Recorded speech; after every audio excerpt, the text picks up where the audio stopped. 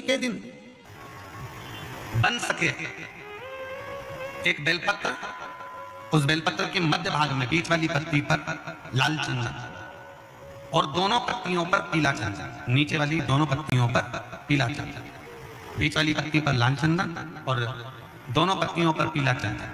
और इसी बेलपत्र के साथ में जो लाल चंदन वाला जो पत्ती है उस पर एक श्वेत पुष्प, सफेद फूल रख कर आप अपनी कामना कर कर जब आपको जल चढ़ाते चढ़ाते 3 महीना 4 महीना 5 महीना 6 महीना आपके हो जाए और बाबा देवाधिदेव महादेव को जल चढ़ाते चढ़ाते समय बीत जाए, तब बाबा से अपने दिल की बात कहने के लिए लाल चंदन, सफेद पुष्प, पीला चंदन दोनों पत्तियों पर अपने हाथ में लेकर कामना कर कर अशोक सुंदरी वाली जगह पर जब हम उसको समर्पित कर, अशोक सुंदरी वाली जगह पर ये शिवलिंग जलाधारी और उसके सामने का जो भाग है उसके मध्य भाग में अशोक सुंदरी का स्थान।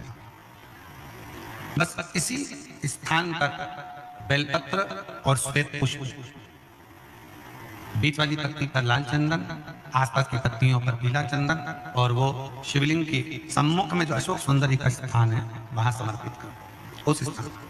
ये रोज नहीं करना, फिर ध्यान देना, कभी कभी 4-6 महीने निकल जाए, 8 महीने निकल जाए, 3 महीने निकल जाए, 5 महीने निकल जाए उस स्थान, और ये हमने एक बार नहीं बताया, इसको पहले भी वर्णन कर एकादशी के दिन गंगा के जल में मात्र 7 बेलपत्री डालकर जो नंदीश्वर भगवान अर्थात जो शंकर जी के शिवलिंग के सामने नंदी होता है उस नंदी के चरण पर गंगा का जल चढ़ाकर बेलपत्री शिव पर समर्पित कर देता है, उसके घर में रुपया रुकना चालू हो जाता है, फिर वो गलत जगह पर नहीं जाता, गलत स्थान पर वो धन जाएगा ही नहीं। बेटा अगर व्यसन में पड़ा हुआ है, मदिरापान में पड़ा हुआ है, मांसाहार में, जुए आदि में जा रहा है, तुम्हें लग रहा है कि मेरा बेटा गलत मार्ग पर जा रहा है, ये मित्र दोस्ती गलत हो रही है, वो सही जगह पर आ जाए तो हो रही है। 30,000 रुपये महीना, 40,000 रुपये महीना कमा कर लेकर भी आ रहा है, कमाई तो आपकी हो रही है। 30-40 हज़ार रुपये महीना आप कमा रहे हो, 50,000 रुपये महीना, 1 लाख 2 लाख 4 लाख रुपये आप कमा भी रहे हो, पर आया और चला गया, उसका क्या करोगे?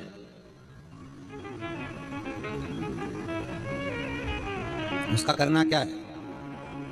बहुत सुंदर संवाद है, ध्यान दीजिएगा। जिसके घर में कमाने वाले 2-4 हैं, पैसा तो आ रहा है और घर में टिक नहीं रहा, डॉक्टर में, पुलिस में, एक्सीडेंट आदि में, कहीं गलत जगह पर व्यसन में अगर पैसा जा रहा है, जुए में, मांसाहार, मदिरापान, या कहीं आया पैसा, पैसा आने में कमी नहीं, आ रहा है पर टिक नहीं रहा, रुक नहीं रहा, कोई मांगने आ गया, दे दिया, फिर वहां से अपने पास नहीं आ रहा, अपन कह रहे भैया हमारा पैसा लौटा दो, नहीं आ रहा।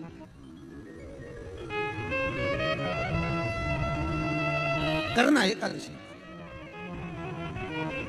कई लोग इसको धन के लिए भी करते हैं, संपदा के लिए, संपदा के लिए अर्थात जिसका व्यापार नहीं चलता, जिसके घर में पैसा नहीं आता, या नौकरी नहीं लग रही, या सर्विस नहीं लग रही, आप अप्लाई कर रहे हो, जगह जगह जाकर इंटरव्यू भी दे रहे हो और पैसा नहीं आता, तो उसके लिए भी प्रयास किया जाता है। पर उसके लिए यहाँ पर जो धन के लिए करते हैं उसके लिए विष्णुपदी के लिए करते हैं। मतलब जैसे गंगा के जल में तुलसी के 11 पत्ते डाले जाते हैं, कितने पत्ते डालते हैं? 11 तुलसी के पत्ते डालते हैं, और उसको किसी भी नारायण के मंदिर में, राम कृष्ण शिव शंकर नहीं, राम कृष्ण भगवान विष्णु दत्त आदि जितने नारायण के मंदिर हैं उस मंदिर में किसी भी पात्र में, एक छोटे से पात्र में उसको भरकर रखी जाते हैं महाराज, उससे भी जॉब, सर्विस, नौकरी में सफलता प्राप्त हो जाती है। परंतु वो भी एकादशी को ही होता है।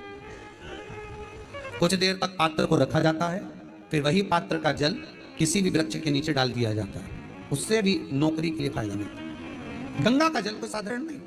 पैसा धन ज्यादा आने लगे तो पत्नी को कहना चाहिए कि देखो थोड़ा बहुत मेरा मन है शिव महापुराण की कथा हो जाए, या फिर कहीं सत्कर्म में लग जाए, कहीं ब्राह्मण भोज, साधु भोज, सन्यासी भोज, गुरुजन में, संत जन में, साधु जन में, तपस्वी जन में कहीं लग जाए। ये धर्म पत्नी, जहां धर्म जुड़ा हुआ हो उधर महाराज। कुछ तिथियां होती हैं, जिन तिथियों में अगर आप रोज गंगा का जल शंकर को नहीं चढ़ा सकते तो शिव महापुराण कथा कहती है, स्कंद पुराण कहती है, विष्णु पुराण कहती है, गर्ग संहिता कहती है, गीता पुरुष गोरखपुर का कल्याण का गंगा अंक कहता है कि कुछ तिथियां भारत की भूमि पर ऐसी वर्णित है जिन तिथियों में भी गंगा का जल हम शिव को अगर एक बूंद भी समर्पित कर रहे हैं, गंगा का जल मात्र एक आधी चम्मच भी, आचमन जितना भी अगर हम शिव को समर्पित कर रहे हैं तो उसका सुख आनंदित है। जैसे पंचमी तिथि, नवमी तिथि, दशमी तिथि, एकादशी, प्रदोष, पूर्णिमा, अमावस्या, ये तिथियां हमारे यहाँ जो दी गई हैं, इन तिथियों में अगर हम गंगा का मात्र थोड़ा सा जल भी अगर जल के पात्र में डालकर गंगा जी का जल थोड़ा सा भी शिव के पास लेकर जा रहे हैं, तो ये एक भाव अपने भीतर होना चाहिए कि आप केवल गंगा का जल साधारण शिव मंदिर में समर्पित नहीं कर रहे हो, आप गंगा का जल भले अपने घर से लेकर जा रहे हो और थोड़ा सा भी जल ले जाकर अगर शिव को समर्पित कर रहे हो, तो तुम्हारे भीतर यह भाव होना चाहिए कि मैं गंगोत्री से जल भरकर सीधे रामेश्वर में ले जाकर गंगा के जल को समर्पित कर रही हूँ श्रावण के महीने में या अन्य महीने में आप शिव को समर्पित कर रहे हैं। यह आपके भीतर एक भाव उत्पन्न होना चाहिए। एक बात आपको कही थी गुरु महिमा में कि घर से जब निकला करो ना, तो भगवान देवादिदेव महादेव का नाम लेकर श्री शिवाय नमस्तुभ्यम, घर से जब निकलो, कोई कार्य के लिए जा रहे हो तो आप श्री शिवाय नमस्तुभ्यम का स्मरण कर जाइए, आप किसी काम के लिए आगे बढ़ रहे हो श्री शिवाय नमस्तुभ्यम का स्मरण कर जाइए। जिस समय आपके मुख से श्री शिवाय नमस्तुभ्यम का स्मरण हो जाए या शिवलिंग का स्पर्श हो जाए या शंकर का अनुमोदन कर कर ओम नमः शिवाय बोलकर या राम बोलकर कृष्ण बोलकर शिव बोलकर, आपके भीतर जो रमा हुआ है, आप राम को मानते हैं आप राम को मत माने, हम मना नहीं करेंगे, आप कृष्ण को माने तो कृष्ण को माने, हम मना नहीं करेंगे, आपका दिल जिससे लगे, आपका चित्त वृत्ति जिससे लगे, और उस पवित्र भूमि में ना जाने कितने साधक, कितने साधु, कितने तपस्वी, कितने संत, कितने महात्मा, कितने जोगी, कितने सन्यासी, कितने ब्राह्मण जन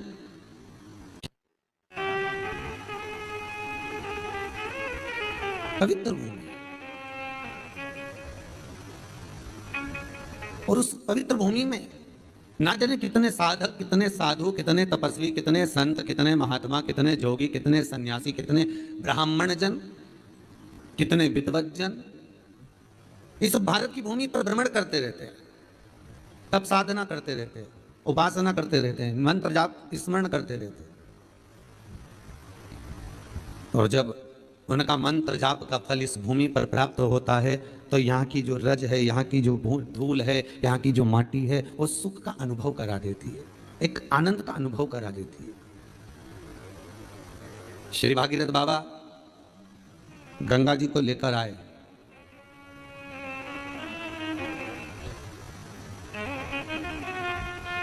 भागीरथ बाबा तो गंगा जी को लेकर आए 60,000 काकाओं के उद्धार के लिए, और वो गंगा भी बहती हुई गौमुख से लेकर चलते चलते चलते चलते वो गंगा भी कलकत्ता तक जब पहुंची है, गंगा सागर तक जब पहुंची है,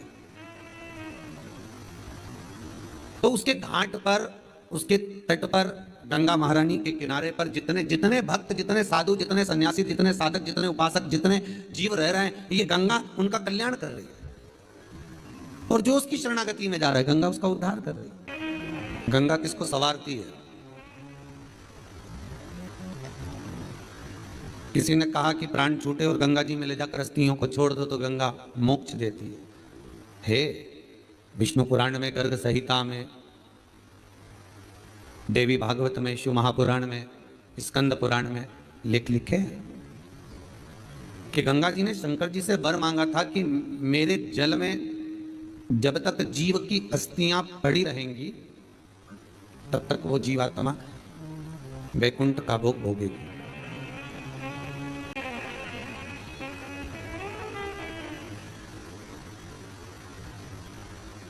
और गंगा जी ने एक बात और कही है, शिव महापुराण में आपने श्रवण करा ना करा, पर एक बात और गंगा जी कह रही है कि मैं तार दूंगी, मैं पापी से पापी जीव का उद्धार कर दूंगी, मना नहीं है। वैसे भी तो भारत की भूमि तो पावन पावन नदियां सारी की सारी जितनी भी हैं ये भारत की भूमि पर है, ये भारत माता पर विराजमान, सारे के सारे पावन तीर्थ इस भारत की भूमि पर विराजमान है।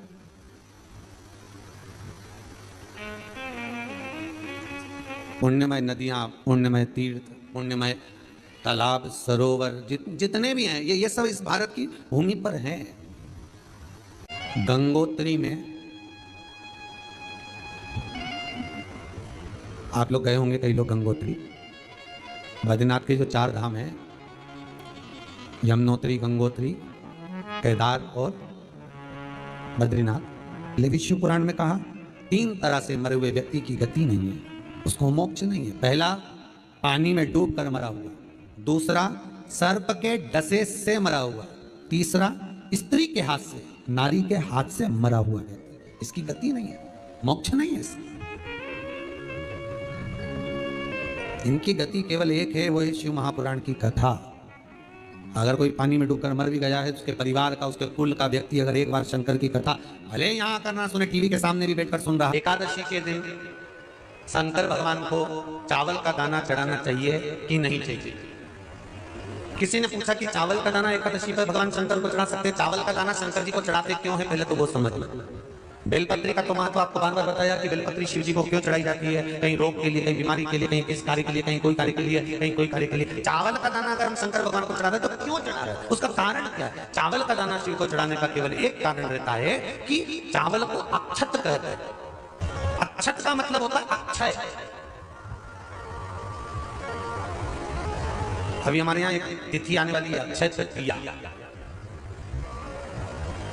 उसका मतलब क्या होता है? अक्षय, जिसका कभी क्षय ना हो। जब हम भगवान शंकर को चावल का दाना चढ़ाते हैं, जैसे बहुत ध्यान दीजिएगा महाराज, बहुत समझने वाली बात है, बहुत ध्यान से। चावल का दाना हमारे मस्तक पर तिलक करने के बाद पंडित जी क्यों लगाते हैं कि भगवान जैसा समय आज चल रहा है, आप पूजन कर रहे हो, पाठ कर रहे हो, दान कर रहे हो, पुण्य कर रहे हो, सत्कर्म कर रहे हो, भजन कर रहे हो, मेरा देव अधिदेव महादेव, मेरा नारायण, मेरा सत्यनारायण भगवान, मेरा राम जी, मेरा विष्णु जी, मेरा भागवत मैया, मेरी रामायण मैया। ब्राह्मण मस्तक पर तिलक लगाने के बाद चावल इसलिए लगाता है कि जैसा समय आज चल रहा है, भगवान तुमको ऐसा ही समय बनाकर रखे और तुम ऐसे ही चार चांद लगाते रहो, दान पुण्य संकीर्तन करते रहो। इसलिए मस्तक पर चावल का दाना लगाया है।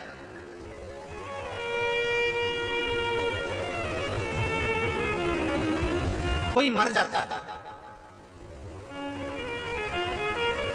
मरने के बाद जब तक पगड़ी नहीं होती तब तक माथे पर तिलक, चावल का दाना लगाया जाता है।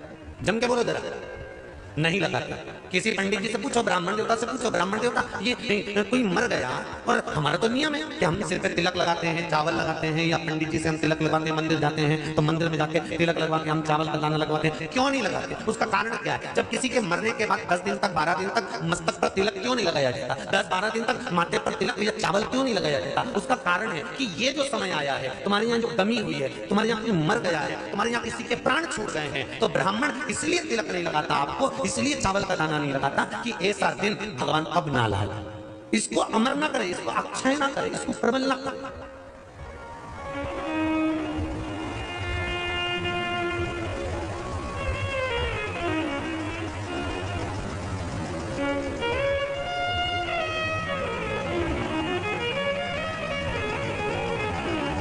और जब चावल का दाना, तो यहाँ शिव महापुराण की कथा करी, चावल का दाना हम शिव जी को क्यों चढ़ाते हैं, भगवान को क्यों समर्पित करते हैं, भगवान के पूजन में अक्षत क्यों समर्पित करते हैं, चावल क्यों समर्पित करते हैं, उसका कारण क्या है? तो कहा आज मैंने जब चावल का दाना आपको समर्पित करा है, जिस भाव से, जिस विश्वास से, जिस श्रद्धा से, जिस मन से मैं आपको रिझा रही हूँ, हे भोलेनाथ मेरी ये मनोकामना पूर्ण कर, इसको अक्षय कर देना, इसको अमर कर देना, बस इतनी कृपा आप कर।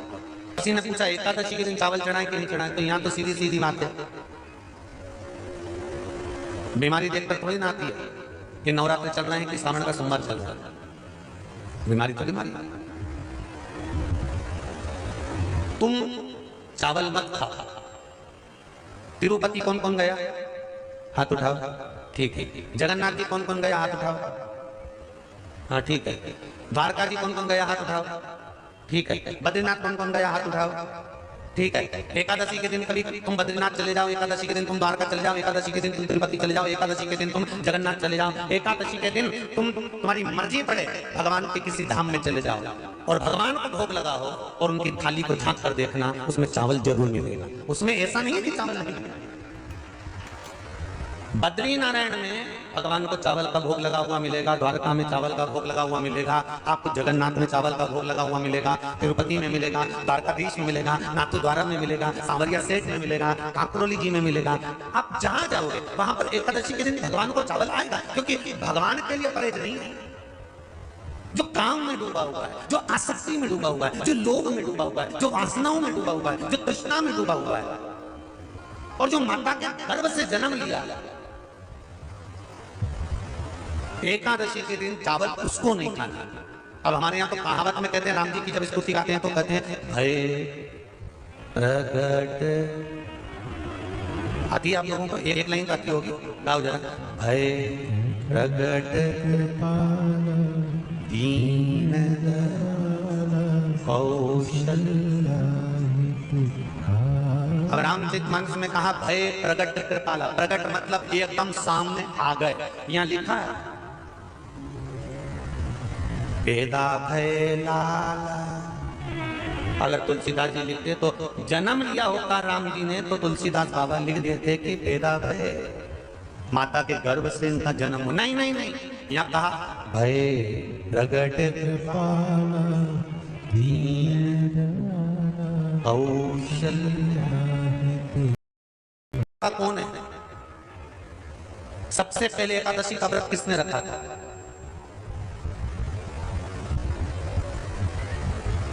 एकादशी का जन्म स्थान कहां है?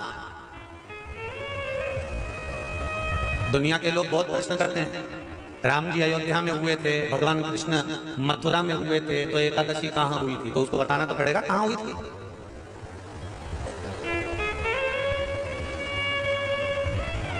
उसमें हमने वर्णन किया कि एकादशी के माता पिता कौन है, एकादशी का व्रत सबसे पहले किसने कहा, एकादशी का जन्म कहां हुआ,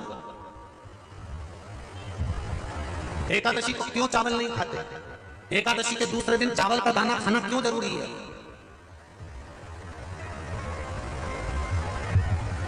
कौन सा तीर्थ है जहां एकादशी को उल्टा लटका दिया। एक एक चीज का वर्णन स्कंद पुराण सब चीजों का वर्णन कर दिया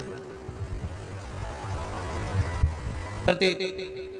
तो यहां जो वर्णन आया कि आप मनुष्य जो माता पिता के गर्भ से, माता के गर्भ से जन्म लिया हो, संसार में जिसका जन्म हुआ हो और मृत्यु लोक में गर्भ की खेत में रहने के बाद जन्मा हो, उसको एकादशी के दिन चावल नहीं खाना चाहिए। मारा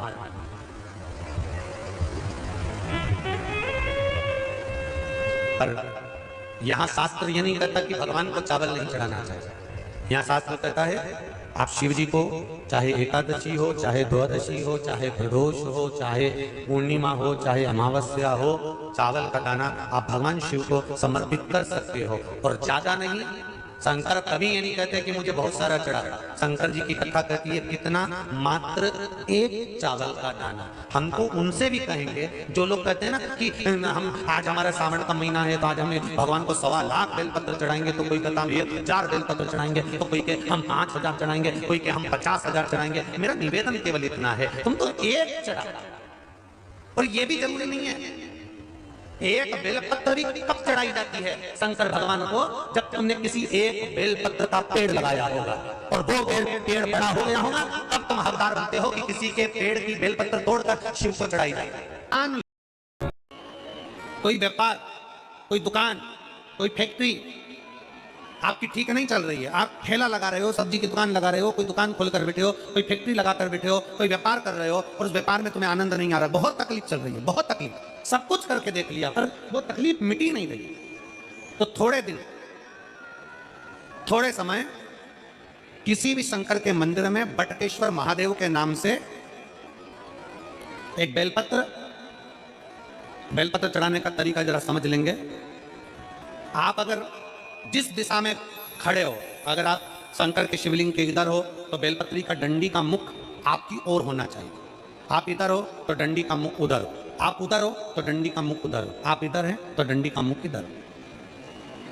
बटकेश्वर महादेव के नाम से शंकर जी के मंदिर में एक बेलपत्री और डंडी का मुख अपनी ओर होना चाहिए। जो डंडी है इसका मुख अपनी ओर। बटकेश्वर महादेव के नाम से एक बेलपत्र शंकर भगवान को समर्पित करो बटकेश्वर महादेव के नाम से, और बेलपत्र चढ़ाने के बाद जो लोटे वो 7 बार, लोटे का 7 बार मतलब है अलग से लोटा भरना नहीं है, 7 बार उसी लोटे का जल जब बेलपत्र डंडी समेत समर्पित कर दें, 7 बार उस लोटे के जल को 7 बार बटकेश्वर महादेव का नाम लेकर अपनी मन की कामना कर कर बाबा से विनती करते हुए कि बाबा मेरी ये छोटी सी अर्ज स्वीकार करते, 7 बार उस जल को चढ़ाओ। लगातार कम से कम आप 15 से 20 दिन तक लगातार बटकेश्वर महादेव के नाम से चढ़ाओगे। ऐसी कोई दुकान और फैक्ट्री नहीं तो चले नहीं और आगे बढ़े नहीं और काम चल जाए।